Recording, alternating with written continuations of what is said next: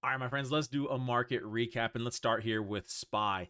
So, SPY put in a really nice bull day today, closing up above a big time resistance level, acting as support, which is fantastic. And if we go to a weekly time frame, it closed really good on a week.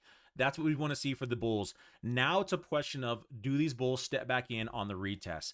If we get any pullbacks this next week, 690 is the spot where the bulls should be at. So keep an eye out, put alerts out there, and watch that area. It doesn't mean that's where it's going to bounce. It means that's where it should bounce.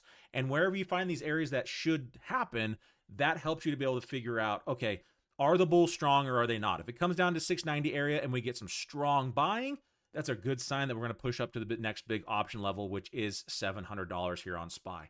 If it comes down into 690 and we're not getting any buying and we start closing strongly below that, that tells us bulls are losing strength. Even on a bounce, it's probably not going to have a whole lot behind it to sustain it, and look for reversals to start to come around. So we are getting a little bit extended here on the smaller time frames. So either some chop and pullback with time, or actual pullbacks are going to be coming around the corner here, I would imagine soon. Probably within the next week or two, expect to see some more profits being taken. Wouldn't shock me at all. But 700 is a big target, and that's where this thing wants to get to. If we jump over here to the Qs put in a really nice day, but we're still stuck at this resistance level here. Has a nice big engulfing bull candle today, though. Things are looking good. And on a weekly time frame, man, if we can get up above the 629 level, it should be pushing an all-time high any day now. So things are looking very, very strong here. Again, bulls should be all over the 623 to 620 mark.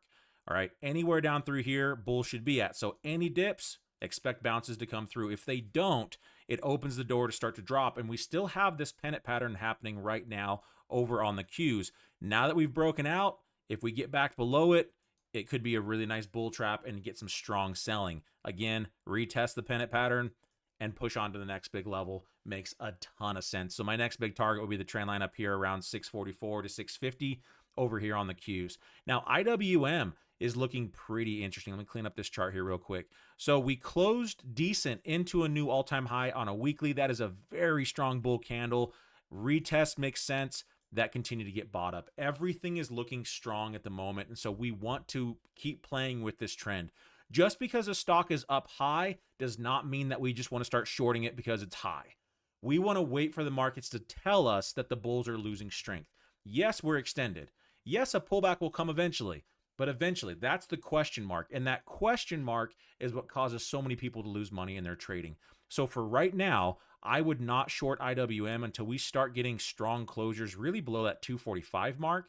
Over on a daily time frame, yeah, even then, any pullback is still, in my opinion, a buyable dip. Bulls are in control, and it should continue higher. So just be careful trying to call call reversals on this. Wait for the markets to actually show you that the bears are taking over. And in my opinion, that'd be a daily close below 245 here on IWM. I hope you have a great weekend, my friends. I will see you next Monday here to go over these markets to figure out where they're going to go and help you navigate these markets and make things a little bit easier. Sorry if I could talk. So have a great weekend. Let's go make some more money next week. I'll see you then, guys.